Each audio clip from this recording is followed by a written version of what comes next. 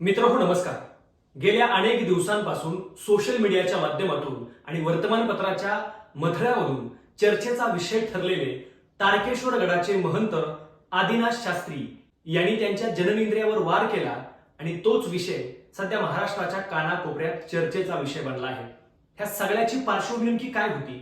तर तारकेश्वर गडाचे महंत आदिनाथ शास्त्री गडावर असताना त्यांना भक्तगण भेटायला आलेले असताना त्यांनी त्यांना स्वतःला खोलीमध्ये बंद करून त्यांनी स्वतःच्या जननेंद्रियावर वार केला. ते रक्तबंबाळ झाले आणि मग नंतर त्यांना अहिल्यानगर येथील एका खासगी हॉस्पिटलमध्ये दाखल करण्यात आलं. मुळात या व्हिडिओच्या माध्यमातून आपण हे समजून घेणार आहोत की महंत आदिनाथ शास्त्री यांनी स्वतःच्या जननेंद्रियावर वार नेमके का केले.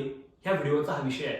मित्रांनो, अनेक प्रकारच्या बातम्या आपण पाहत असताना महंत आदिनाथ शास्त्री यांनी तारकेश्वर गडावर असताना त्यांचा इतका मोठा भक्त जनसागर असताना बीड असेल, अहिल्यानगर असेल, या भागामध्ये त्यांचे अनेक भक्तगण आहेत.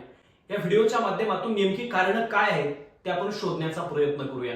खरं तर एका संत क्षेत्रामध्ये अतिशय महनीय असलेले आदिनाथ शास्त्री यांनी स्वतःच्या जननेंद्रियावर वार करून स्वतःला दुःख देण्याचं काम का केलं हे आता चर्चेला घेणं गरजेचं आहे.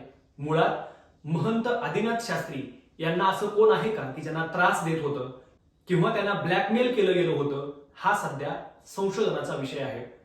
हे सगळं प्रकरण घडल्यानंतर अहिल्यानगर येथील हॉस्पिटलमध्ये आदिनाथ शास्त्री यांना ऍडमिट केलं. तेव्हा अनेक श्रेष्ठ लोकांनी त्यांना भेटण्याचा प्रयत्न केला, त्यांच्या तब्येतीची विचारपूस केली. आदिनाथ शास्त्री बाबांनी देखील व्हिडिओच्या माध्यमातून माझी तब्येत अतिशय चांगली आहे, मी लवकरच गडावर आपल्याला भेटेल, अशा प्रकारचा संदेश त्यांच्या भक्तगणांना दिलेला आहे. मुळात त्यांच्याच एका भक्तानं ह्या सगळ्यावरती खुलासा केलेला आहे की महंत आदिनाथ शास्त्री यांनी त्यांच्या जननेंद्रियावर वार का केले. हे सांगताना एक भक्त असं म्हणतो की त्यांना भेटायला येणारा भक्तांचा जनसागर आहे, तो प्रचंड मोठा होता. त्या भक्तांपैकी किंवा इतर कुणी त्यांना ब्लॅकमेल तर केलं नसेल ना, किंवा त्यांच्यावरती कटकारस्थान तर रचलं नसेल ना. आणि असं असलं असेल, आदिनाथ शास्त्रींना जर कोणी त्रास देण्याचा प्रयत्न करत असेल तर त्यांच्या जे कॉलिंग आहे, त्यांची जी कॉल हिस्ट्री आहे ती देखील तपासली पाहिजे, रेकॉर्डिंग तपासली पाहिजे. आणि जर एका अध्यात्म क्षेत्रामध्ये अतिशय नावलौकिक असलेल्या संत बाबांना जर कोणी विनाकारण त्रास देत असेल तर त्याच्यावरती योग्य ती कारवाई झाली पाहिजे. अशा प्रकारची मागणी सध्या समाजामध्ये होत आहे. एकीकडे वारकरी शिक्षण संस्थेच्या माध्यमातून अहिल्यानगर मधला दुसरा प्रकार आपण पाहतोच आहोत. मला वाटतं की एकीकडे खोट्याला खोटं आणि खऱ्याला खरं म्हणता आलं पाहिजे. आज समाजामध्ये असे काही भोंदू बाबा असतीलही, त्यांच्यावरती कारवाई झाली पाहिजे.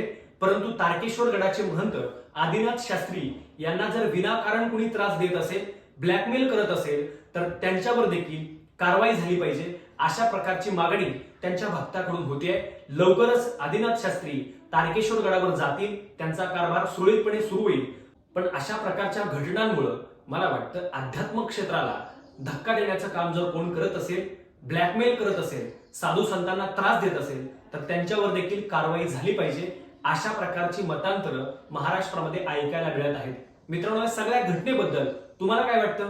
तुमच्या देखील प्रतिक्रिया कमेंटमध्ये नक्की नोंदवा. आणि हो, या चॅनलवर जर आपण नवीन असाल तर अशाच प्रकारच्या व्हिडिओसाठी आमचा हा चॅनल नक्की सबस्क्राईब करा. धन्यवाद.